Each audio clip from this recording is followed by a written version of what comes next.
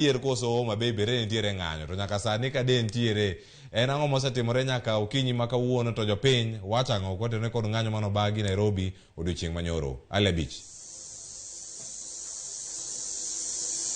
Erokamano ahinya Cleophas Oloch, wabiro achiel kachiel ka wuok e chuny boma ma Homa Bay kaendi kaka inyalo neno toka kaendi ni yore mag wuoth kaachiel kod chenro mamoko mag ohala mapile dhi nyime kaka pile e boma ma Homa Bay kaachiel kod kuonde mamoko e kaunti kaendi odiochieng' achiel kende bang' kane johera mag Azimio la Umoja e kaunti ma Homa Bay kaendi riwore kod johera mamoko e kauntis mamoko ka kalore kod ng'anyo mane oluongi kod ogai mar Azimio Raila Odinga kendo ng'anyo ma kamano nodhi nyime e boma ma Homa Bay kaendi kaachiel kod boma machalo Yugis kod gwenge ma Kabondo Kasipul kane johera mag Azimio nowuok oko ka gibawo ng'anyo e kwedo telo mar jatend piny William Ruto kaachiel kod ywak kalore kod ochumi mar piny Kenya masani koro oidho kendo giywak ni ngima tek mokalo. En ng'anyo mane dhi nyime e boma ma Homa Bay kaendi kendo ng'ama wacho ni ne ng'anyo kotimore kamano ng'ama wacho wach ma ok odhi kare nikech johera mag Azimio e kaunti ma Homa Bay kaendi ne ochokore chakre okinyi kar saa 4 ka gibago ng'anyo mamuol ng'anyo mane gitimo e piny mopogore mantiere e boma ma Homa Bay kama wantie kawuono niendi ma bende noro ong'uko yore mag ohala ka nitie thoth johala mane oloro kuondegi mag ohala kaachiel kod gigo e kuonde ma gisebedo ka gitime weche mag ohala mapile kane gin kod luoro ni samoro ne jong'anyo ne nyalo rocho chenro mag ohala ma gisebedo ka gitimo. Kata kamano ng'anyono norumo kar saa 8 kama kendo yore mag ohala kaachiel kod chenro mag wuoth ne odok wang'e e boma ma Homa Bay ka kod kuonde mamoko e kaunti kaendi mane ng'anyo ma kamano dhi e nyime. Achiel kachiel an ka kod moko kuom jopiny kaachiel kod riwruok mar johala e kaunti ma Homa Bay kaendi ma odwa nyisowa ni to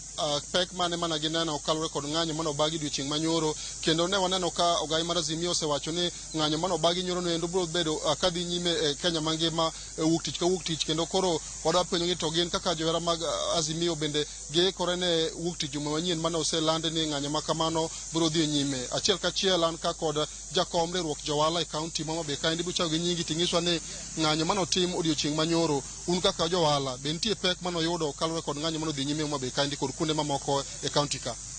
Gi nyinga iluonga ni Jack Nyombega, an e jakom mar riwruok mar johala ma Homa Bay.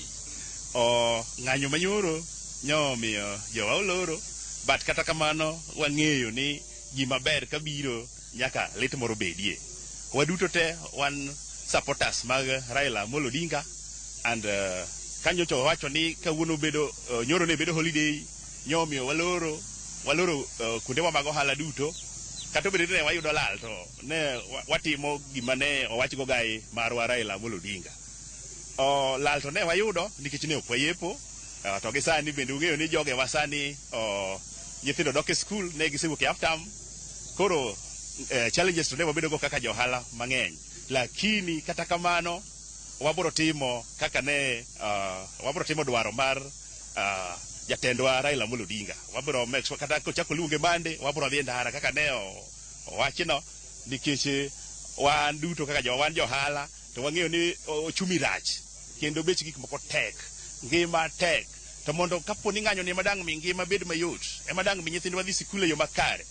to warwako ng'anyo ni kendo wabro dhi mbele gi ng'anyo. Iwacho ni osiro wach ng'anyo ni kendo kada wuok juma manyien wikuru madhi ndaro to in jakom johala e kaunti ma Homa Bay ka kendo wacho ni odiochieng' manyoro thoth johala noloro kuondegi mag uso ka giluor ni samoro ne tulo moko nyalo muoch ma yore gi mag ohala rochre. Kaka johala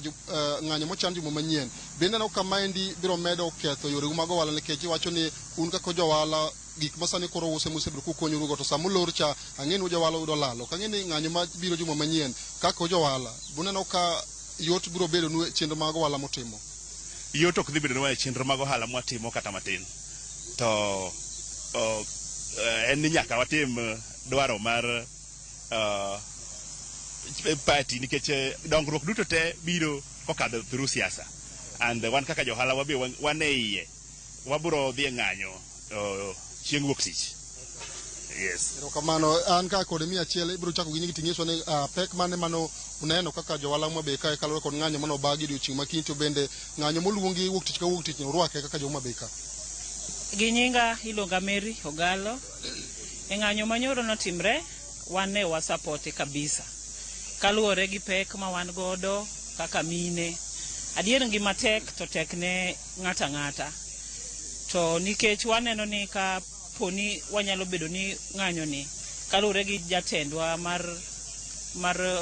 jakom mar Azimio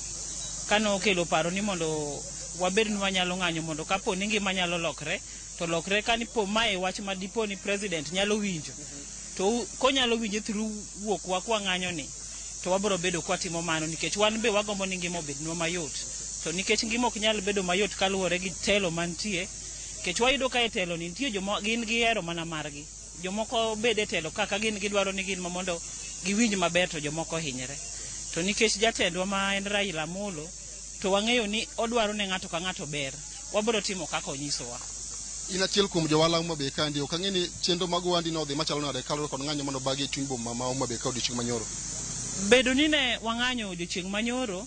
ohala to nok obedo maber kaluwore ni an achiel kuom johala ma uso e Homa Bay town ka chiro no ok obedo mayot ahinya kane sama ne pod wang'anyo nikech nyaka to ne wang'any manyiso ni wan be waol gi telo ma ok ber ma ok morwa ma ok nyal konyowa koro ohala to ne wang'anyo to bang'e kachopo kar odhiambo kanyo ne waduogo wayepo dho jomoko de luoro ntiere nikech ji ne paro ni ne onyalo bedo ng'anyo marach manyalo kelo koko to ne waonge gi koko moro amora mane nyalo mono watiyo kendo ne wadhi mbele tok ng'anyo ne wadhi nyime gi ohandwa. Bende kapok adok e studio an ka kod achiel kuom jo bodaboda Homa Bay kaendi ok ang'e ni sekta maruno chalo nade kaluwore kod ng'anyo mane otim nyoro e boma ma Homa Bay ka kod kuonde bombe mamoko mantiere kaunti kaendi machiegni. An Poli Kapotieno jadak boma mar Homa Bay. Adwa na wach ni nyoro ne wa exercise our democratic right makatibo miwa article 37 momiwa freedom to demonstrate or even to picket. Era adwa na wachi ni baba kose wacho ni wabiro ng'anyo nikech wang'eyo gima wang'anyo ne baba owacho kendo sani baba kedo ne electoral justice. And another thing, high cost of living en gima is now terrorizing everyone Kenya mangima. Wabiro ng'anyo gima duong' mwadwa go erokamano ni nyoro ne wabedo gi ng'anyo mokwe kendo polise no miwa tich mayot ne ok jopiny ko provoke gi omiyo ng'anyo no bedo mokwe kendo ne girito wa maber aduwa. Wabiro ng'anyo kendo kaka baba no osewacho ni every Monday is an holiday. Mano biro bedo holiday to kendo ko wacho ni wang'any kata the whole week wabiro ng'anyo. Ang'eyo ni gimoro amora maber biro with the price. And jowa kata johala mang'eny gini ne nyaka lo ng'ukni mang'eny kuomgi. But gima moro maber biro gi price and nyaka gi sacrifice mondo gima ber obi. Waneno ka kuonde moko ng'anyo ma kama dhi nyime to samoro no ka weche mag ohala ketho nitie mwandu moko makethore to wacho ni kaka un achiel kuom jowera mag Azimio Homa Bay kaendi irwako ng'anyo kata ma wuok tich juma manyien. Ok ang'e ni ma kethruok mag mwandu bende ka nyalo miyo weche mag uchumi medo kethore pacho kaka chenro mag ohala ok dhi nyime to ng'anyo ma kamano bende dhi nyime. Okay, dok wayie ni wabed gi ng'anyo manyalo kelo tulo kata mikethe gige ji. Wabedu gi ng'anyo e Kenya mangima, ng'anyo ma peaceful. And like I said before, ni gimoro amora maber biro with the price. Miyo gik makamago nyaka tuomruok gi kikruok nyaka bedi. Erokamano ahinya Cleophas Oluoch. Mano ne wan achiel kachiel kod moko kuom jodak kachiel kod johala matimo ohala mopogore e boma ma Homa Bay kaendi kage wacho pek kata yot mane gineno kalure kod ng'anyo mano bagi e boma ma Homa Bay ka kod achiel kod bombe mamoko mantiere kaunti kaendi kalure kod milome mano gol kat mar ng'anyo mano riwruok mar Azimio timo e tung Kenya mangima. Kiwinjo kage wacho kanyo ni kata doko ni ne giyudo lal nikech ohala gi ne ok giyawo to girwako ng'anyo ne kendo kata mana wuok tich juma manyien mabe ne osechiki ng'anyo makamano giikore mar biro wuok kendo